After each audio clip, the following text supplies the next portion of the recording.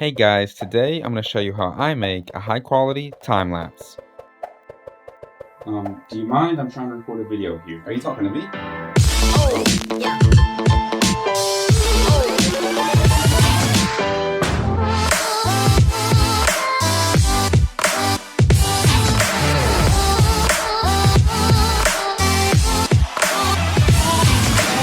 I'm finally back in the first video of 2020. If you're new here, my name is Dustin and this channel is about creating stuff. Today, I want to show you how I make something like this.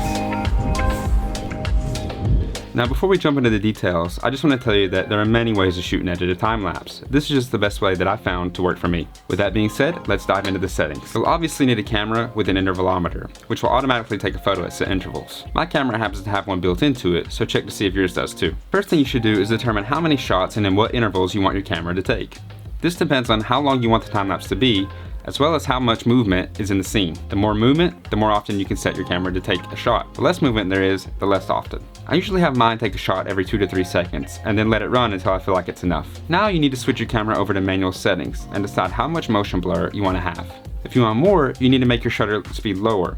Of course, this might make your exposure too bright, which means you'll need to put an ND filter on and adjust for your scene. If you don't have an ND filter, well, then you're forced to keep the shutter speed high or raise your aperture to get the proper exposure. Speaking of aperture, I think that somewhere between 8 and 11 is pretty good for a landscape time lapse. Next, you want to switch your white balance off of auto and choose the appropriate setting.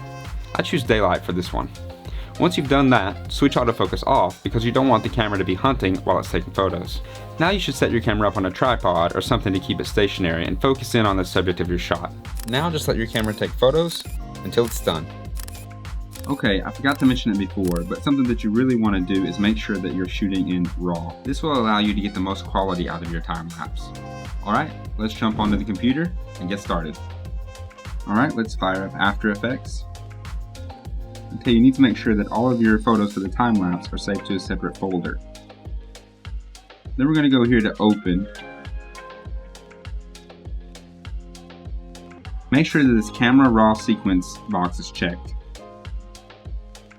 When it's finished importing the photos as a clip, it'll open up the Camera Raw editor. This way you can make some tweaks and adjustments before opening the photos in the timeline.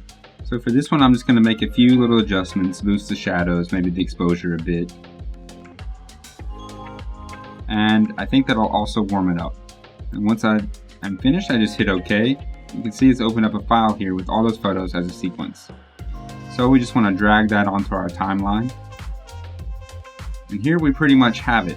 You want to check this little box here to add some motion blur. Okay, I'm going to go ahead and render this out so that I can show you how it looks. Let's start that now. I'm going to speed it up a bit. Alright. And there it goes. You can see it playing back there. So that's basically it for making a time lapse. Now I want to take it into Premiere to add a little bit more effects to it to make it more interesting. Okay, so now we're in Premiere, and I'm just going to import the clip and then drag it over into my timeline. And now you notice it's a bit big. That's because the raw images are pretty huge. So we need to scale that down to fit our sequence settings. Alright, that looks pretty good. So the time lapse is cool by itself, but we can make it even better by adding a bit more movement to it. I'll show you. Okay, we're going to open up the effects setting for the time lapse and go to the beginning of the clip. We're going to click this button to set a keyframe for what we want and drag it to the end. Now we're going to offset that just a little bit and make sure it's at the beginning. Now when you play it back, there will be a slight zoom out to it, which makes it more dynamic. Alright, so that's shooting and editing a time lapse all the way from the beginning to having it in your sequence. I hope this helps you out with making your time lapses sharp, dynamic, and interesting. Okay, it's been a while since I had a video, so I'll just read one of the more recent comments that I had in today's comment of the day. Vishil Gupta wrote, "I have the same combo. Now I compared the picture quality myself. I go back to my 550D again and again. However, I wish there was a true 50mm 1.8 for the crop sensor." First of all, thank you very much for your comment, and yeah, I wish that there were a lot of things, but we kind of have to do what we can with the equipment that we have. Alright, that's it for me today. If you enjoyed this tutorial, check out this playlist for more, and I'll see you next time.